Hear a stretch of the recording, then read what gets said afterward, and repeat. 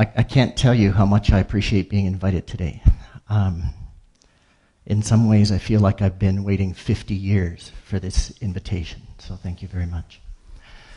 So as a storyteller, part of my challenge here is to try and set this up in a way where the knowing, I want to talk about knowing, because the only way you can get to the future is to act on what you know.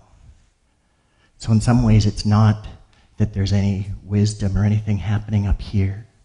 Somehow I want to get away from that and make sure that all the knowing is happening here. So usually I tell stories, but today I'm going to reminisce a little bit. But before I start, I want to do just a short story. Once upon a long, long time ago, there was a warrior who came back from hunting in the jungle. And when he came back home, he found that the floodwaters had washed away his entire village. And when he stepped up to the bank of the river, he could see hands reaching out towards him on the bank. So he took a moment and took a very deep breath. And he found his center there on the bank. And he sang something like this. E la la kulaya. E la la kulaya. E la la kulaya. The water song. And after he found his center, he reached in the water and he grabbed somebody who was reaching back. Now there was 2 of them on the bank, and then 4, and then 8, and the whole time they were singing. Now this story comes from the Dagara people of West Africa, what's now called Burkina Faso, and they have an interesting idea. You need to remember who you are before you reach into the river, or you're no help at all. So it comes from their belief that you were actually born with a gift. You have a gift to give everybody. So when you're born, whether you have 2 heads, 6 toes, 18 legs, can't see it all, you were born with everything that you need to offer the gift that you were sent to give by the ancestors. And then everybody in the village treats your birth like Christmas. He's got a gift for us. Yeah, rock and roll. And they try and help you remember what your gift is so that you can give it and give it and give it. The only problem is that if you can't remember your gift, then it turns toxic and it kills you. Now this revolutionizes education to me, because it's not about being sculpted into what's needed. It's about remembering who you are so that you can give that thing which maybe nobody alive even knows about yet. Later you're going to see a small video of a guy standing on the beach waving like this, and eventually people come up and join him. Nobody foresaw that guy dancing like that.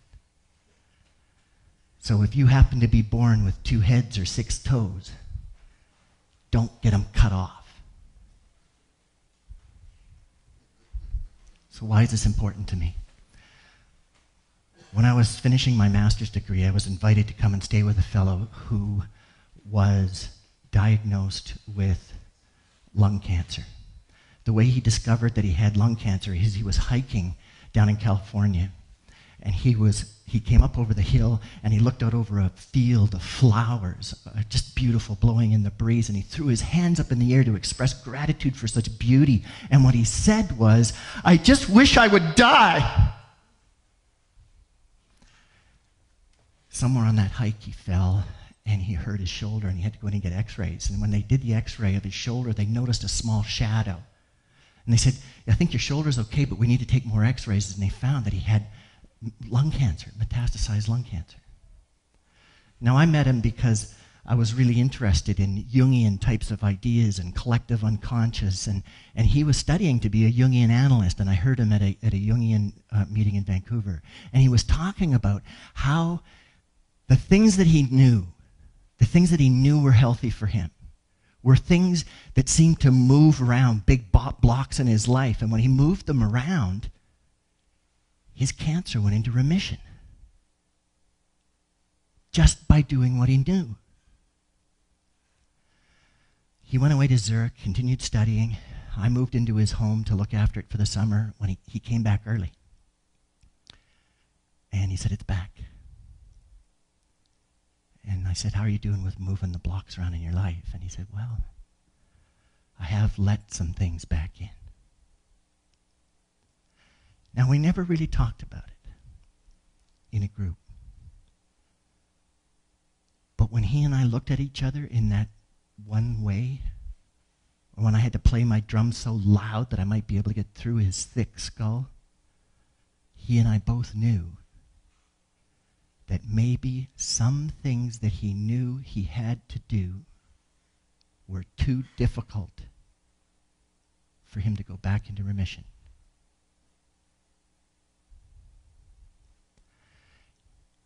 When he died, he was in the middle of writing a book called Surfing the Death Wave. See, that's what we're all doing. We're surfing the death wave. If there's anybody out there, anybody in here who thinks you're not dying, and what David was doing is inviting us all to surf our death wave. I finished my master's degree. In the process, I met this storyteller. And all of a sudden, everything that I was learning at university just didn't make sense to me. There was this guy, he was drumming. He was telling stories, and I loved it. It was great.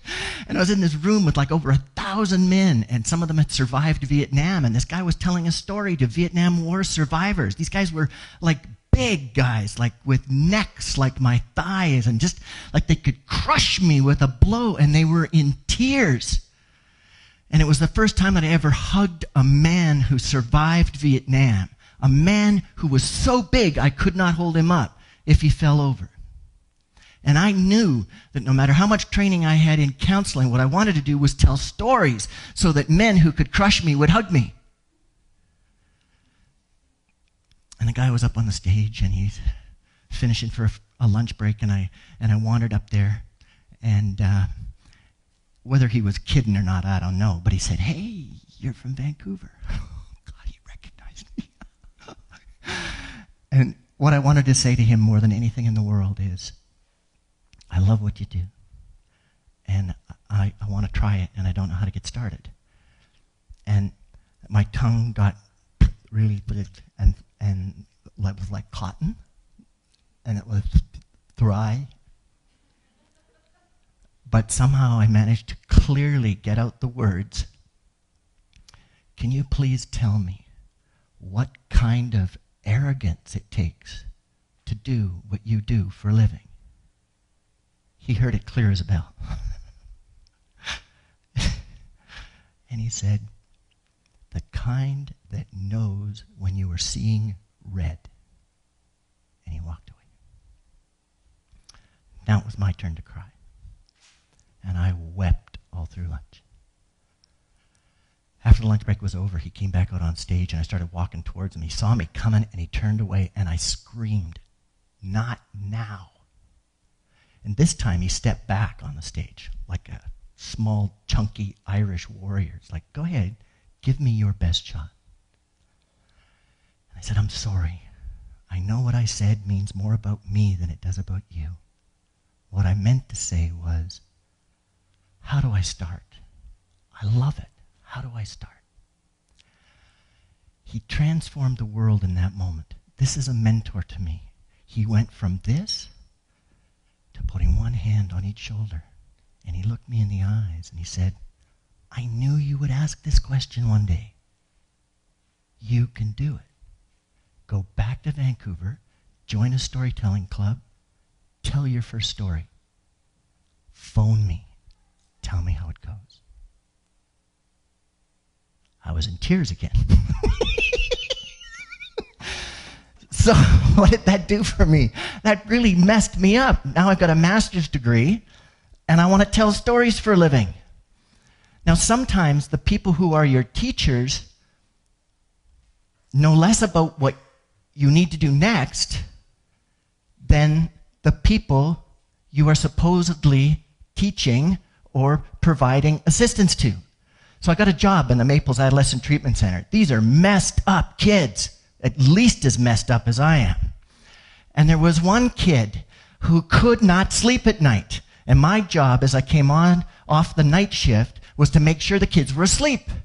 Now this guy, he was punching me in the head. He was kicking. He was screaming. I couldn't get him to sleep for nothing. And finally I looked at him in exasperation and I said, I don't know what to do. Why don't you get your favorite tape? Tapes are things that used to be listened to before MP3 players.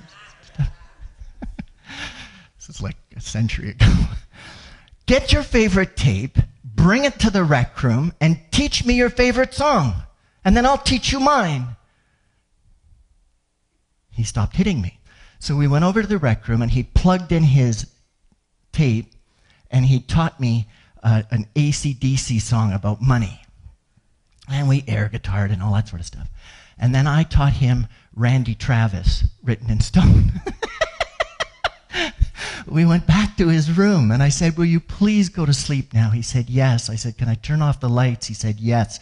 And before I closed the door, he said, somebody who loves to sing as much as you do should do it more often. I'm really glad I had the opportunity to teach him something. So now I'm really messed up. I know what I need to do, but there's certainly no money in it, usually. So I want to be a storyteller and a singer. I gave away everything I owned except a couple of things I love too much to give away that create a story I'd love to tell you some other time because it involves meeting my wife. And some things were too special. So I had a jacket that my father gave me. And I had it in my van, or in my car, and I had pennies and quarters.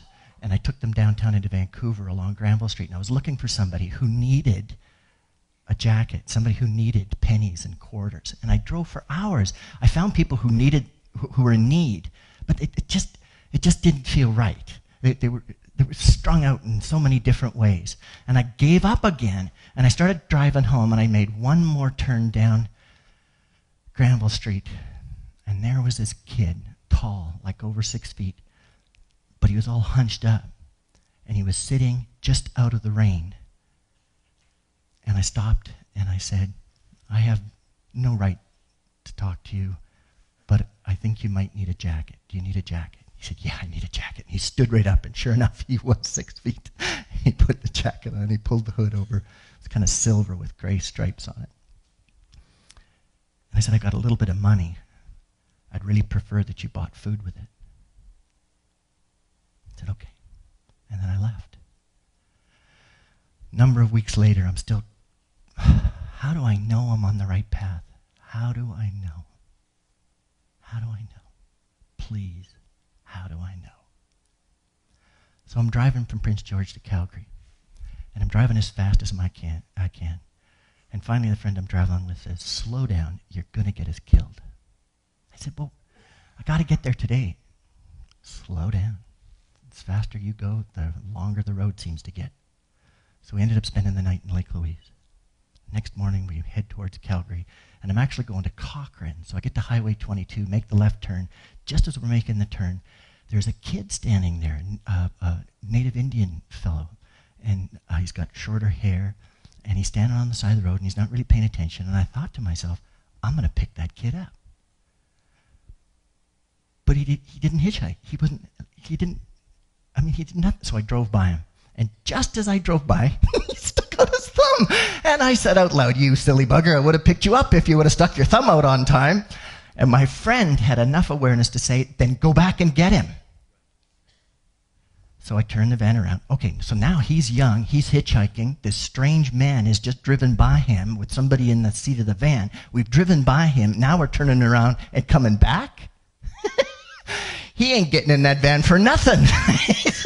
I said, look, I would have picked you up, but you didn't put your thumb out in time. My friend said, turn on and get you. We're going to Cochrane. If you're going to Cochrane, you're welcome to get in. He said, I am. Would you drop me off at the Mohawk station? So he got in the van, and he's sitting there, and I'm looking through the mirror, and I'm going, what's going on? And eventually he noticed that I was looking at him in the mirror, and it was making him really uncomfortable. And then I recognized he was wearing a jacket that looked like the jacket I gave that kid in Vancouver. I said, I think you're wearing my father's jacket. And he looked straight up. So I told him the story about giving away, driving around, giving the jacket. And then he finished the story. He said, you gave him money. And he bought us food that night. And it was the first time we had eaten in a long time. And now he's crying like I'm about to. And he said, I'm going home. I've been living on the streets.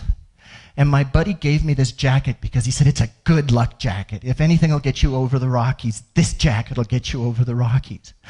And he said, I'm going home. Would you take me home? And I live right behind the Mohawk station. Now both of us are crying, and my friend is crying. We're driving into Cochrane. And I pull up in front of the house.